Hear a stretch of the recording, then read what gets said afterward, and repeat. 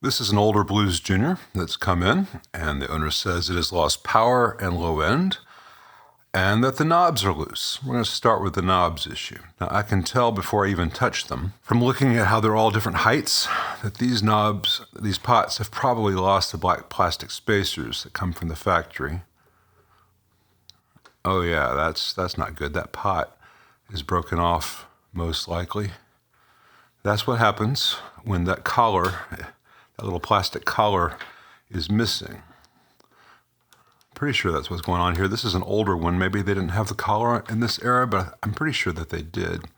And they've just gone walkabout, as a certain Australian I know might say. So I expect we're going to find nasty things on the solder joints in this area. This treble pot might be physically broken, given the amount of wiggle it has. And the volume pot's got some severe wiggles as well. So we'll get to that. You know, it's not the end of the world. I can get replacement pots if necessary. They're not expensive. The pots they use in these things are terrible. Let me take this rear panel off, then we'll look at the low noise, the low output and lack of low end. Could be related to this, obviously, if it's a bad solder joint. A bad treble pot will do nasty things. But in a Blues Junior of this age, odds are there's some other things happening. Yeah, that treble pot is kaput. It is joined the pot choir invisible. It is pining for the pot fjords. It has ceased to pot exist.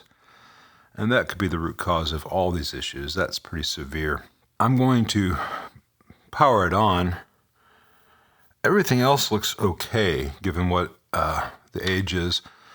They've got all newish JJ tubes. The output tubes aren't too discolored. They've got a red coat tonker in here, so this is an amp that someone has invested in.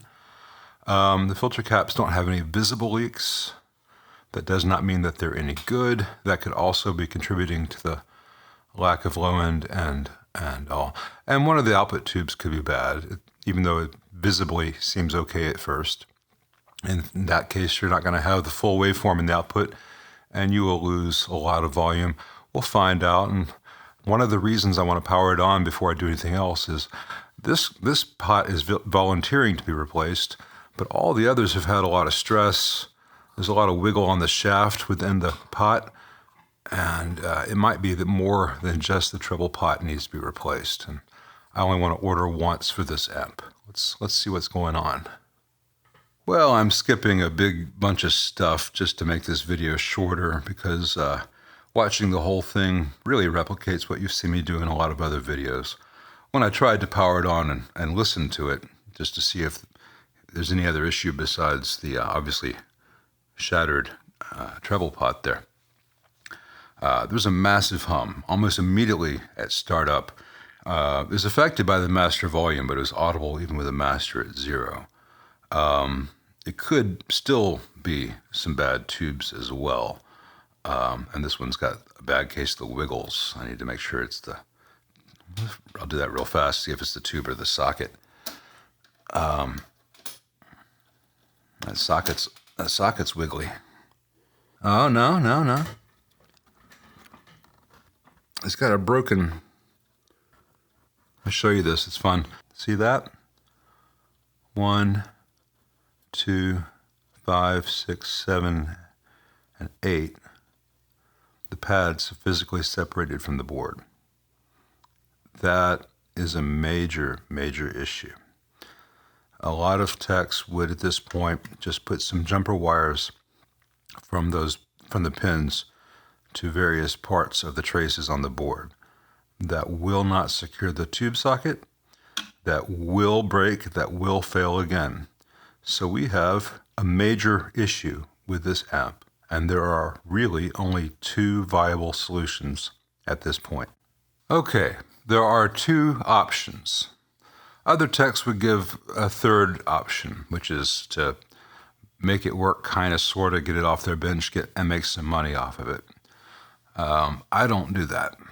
I will either replace every pot because they've all been damaged, replace the input jack with a Switchcraft 12A, Replace the filter caps, cool down the bias, upgrade the screen grid resistors, make a few changes in consultation with the owner to update the circuit to the later, better sounding versions without C9, etc., and replace this entire PCB and the tube sockets with one of my friend Brad's really high quality, thick, double-sided through-hole plated PCBs with new belt and sockets. And at that point, it would be extraordinarily well built, better than new, and better than any Blues Junior you could buy. That would cost a good bit of money. The only other option, which is acceptable to me, is I charge this guy my $50 diagnosis fee. I don't have any other fee. And I return it to him as is. And he can buy another Blues Junior and move the speaker and the tubes to it. But there is no good in between that would guarantee a working amp 6 months from now. Once all those traces, all those pads have lifted off this board, that is game over for this board. Now, I don't know whether the guy loves the amp well enough to invest in making it a truly great Blues Junior, if that's not an oxymoron. No offense, that's just the way of the world. Or whether he'd prefer to say, yeah, okay, I got 20 years out of this, or I got 5 years out of it. I don't know how long he's owned it. I'll get another one, and I'll transfer the speaker and the tubes, and life happens.